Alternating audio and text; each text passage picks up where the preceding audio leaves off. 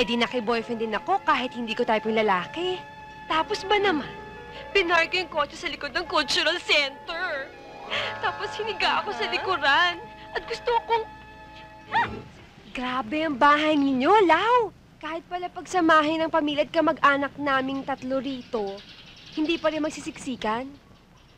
Ang swerte ng mapapangasawa mo? Kaya dapat kasing yaman mo rin ang mapapangasawa mo. Basta't bachelor at willing akong pakasalan, love and marriage will follow. What if he's happily separated? Happily separated or happily married, ayoko pa rin na may asawa.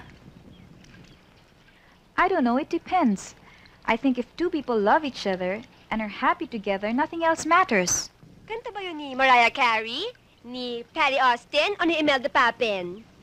Kanta yan ng mga babaeng hibang sa pag-ibig. Ang corny niyo talaga. Bago mapunta sa kasalan ng usapang ito, buti pa magkilala na lang tayo.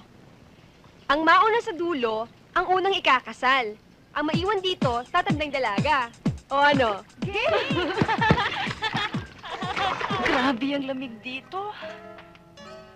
Akala ko pa naman chicken lang sa'yo ginaw na to. Ang tagal mong tumira sa States, giniginaw ka pa. Basically, I'm warm-blooded. Warm-blooded or hot-blooded? Real hot! Ronnie, you're so kinky. What I mean is, ginawin ako. Ako rin. Virgin ka pa siguro. Ano naman ang koneksyon nun? Alam nyo, ang first time ko, boyfriend ko. Gwapong-gwapo. German pa. Isang beses lang. German? Parang German Frankfurters? Masarap ba?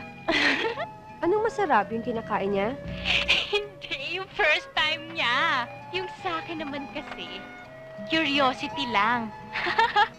Nakakatawa nga eh, dahil first boyfriend ko yun. Eh di, ikot kami ng ikot. Maghapon kami naghahanap kung saan po pwede. And di, napupunta kami sa chemistry laboratory. Napasigaw ako.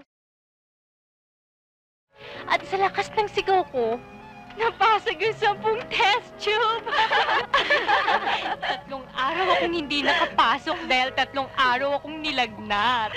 Eh, ano nangyari sa boyfriend mo? Nagpare. Nagpari pala siya.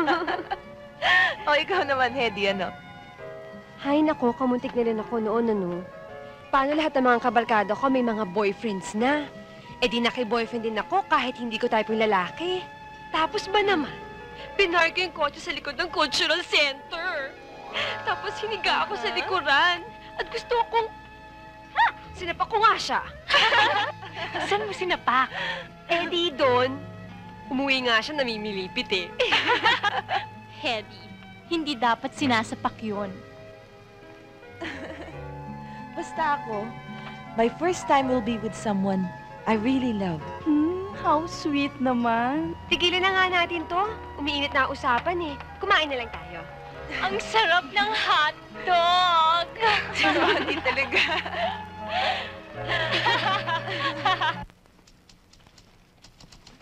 Oh, what about Andrew? Oh, yeah. Okay kami.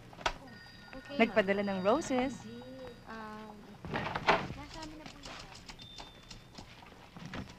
Delivery, miss. Saan po ang office ni Miss Nina Castro? Doon, no? Dumiretso ka lang. Thank you. Sure na po yun. I'm sorry, kami Hedy. na What pong were you bahala. saying? Yes, ma'am. Delivery para kay Nina Castro?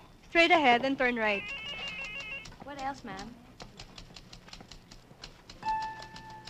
Opo. Okay. Miss, delivery para kay Miss Nina Castro. Can I just call you back? May gagawin lang ako. Yes, ma'am. Sige, Kami na pong bahala. bye.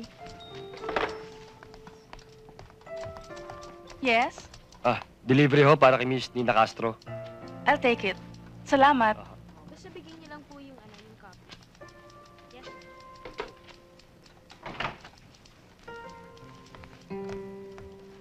I'd also cry if I got flowers this lovely. sana ganito rin ka-sweet ng mapapangasawa ko.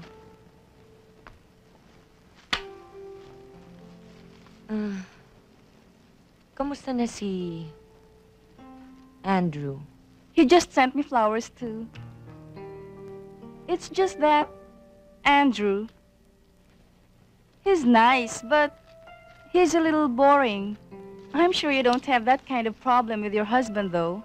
Para kasing si Enrique, he's so cool. He always knows what he wants and how to get it.